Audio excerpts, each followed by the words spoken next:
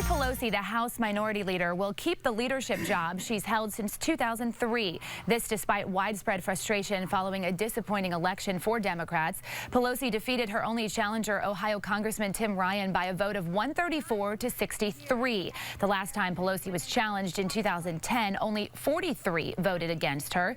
Some members have argued it's time for a change, saying Pelosi is outdated.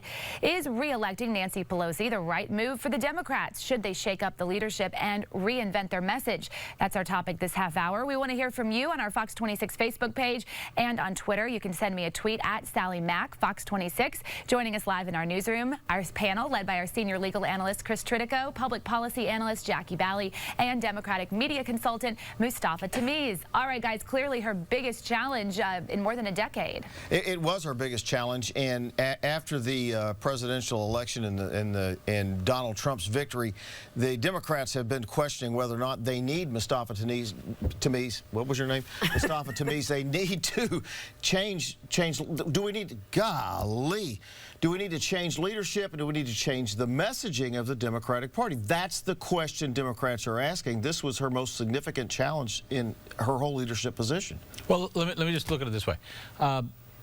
After this election, the female leadership role, Hillary Clinton got over 2.5 million votes. Donald Trump, the Republican nominee, won the Electoral College with less than 80,000 votes in 2 electoral states.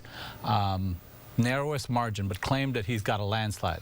Nancy Pelosi wins with 71% of the vote, and people are saying that that's a narrow margin. I mean, there's a misogyny in our electoral process. Nancy Pelosi is arguably one of the most successful speakers in the history of Democratic Party or any other party.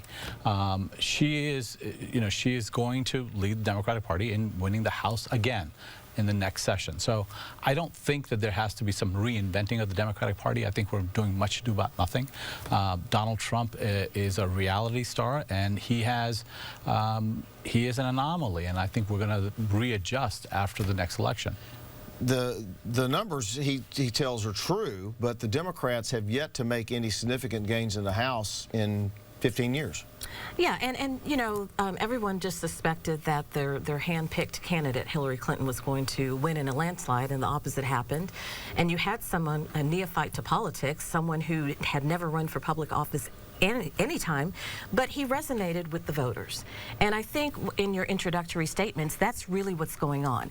The Democratic Party has lost touch with the voters. We saw in the emails all of the things they were saying about Hispanics and Jewish people. Ellison, who is, besides Pelosi, Ellison is running for the top Democratic leadership spot, and now tapes have come up about him making anti-Semitic comments and making disparaging comments about Jewish people. So you're seeing a lot of things going on within the Democratic Party, and it's really an implosion that's happening because of their disconnect with the voters. Even Vice President Joe Biden has said that. He has said that his party has walked away and has left middle America. I want you to talk about that coming back, but I want to go to Sally right now. She's monitoring our social media. All right, lots of viewers up early with us this morning. Good morning to all of you. Let's get straight to some of your comments. First up, Ben, he says, House Dems are tone deaf by selecting Pelosi again. Hillary Clinton drew fewer millennial voters than the president. Catherine says, Sally Mack, they need a new messenger. And Brent says, I think he meant to say Pelosi, but I got a kick out of this. He said Pepsi. I think Pepsi is a perfect rep for the Liberal Party. She is just as out of touch with reality as any of them. And Tia says Democrats want to keep the party minority based, but after all the failure, they should have changed things up a bit.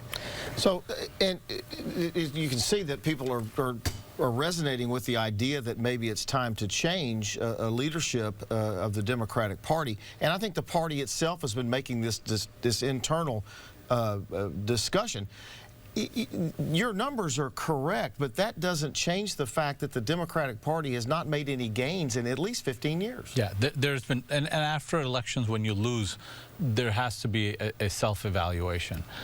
But I think that the difference is that the gains in the Republican Party have been because of redistricting. I mean, let's just face facts, right? I mean, the congressional races are based on redistricting, and the Republicans spend an enormous amount of money in state legislatures redistricting in a way where they can, you know, win elections, and that's what they've been focused on, winning elections. And Donald Trump's victories in the Rust Belt and up in the Appalachian Mountains has been based on a lie. He's basically told people that he will bring back jobs that somebody stole from them, rather than telling them that those jobs were lost because of automation, because those jobs were lost because we can't, dig in coal mines anymore.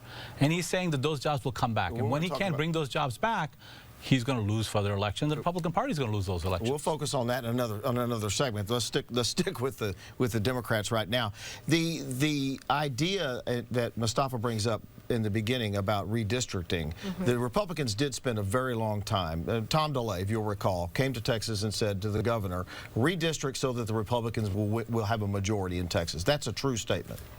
We saw redistricting, and it did favor Republicans. However, in Donald Trump's case, you saw him win in counties and primaries and districts that only Democrats had won before.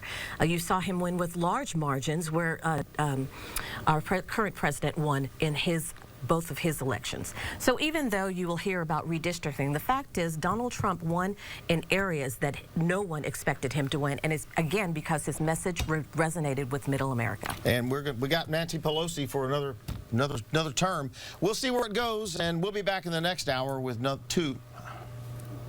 We'll be back in the next hour. It's very early. It's rainy. Hey, go put the whole pot of coffee on. That's right.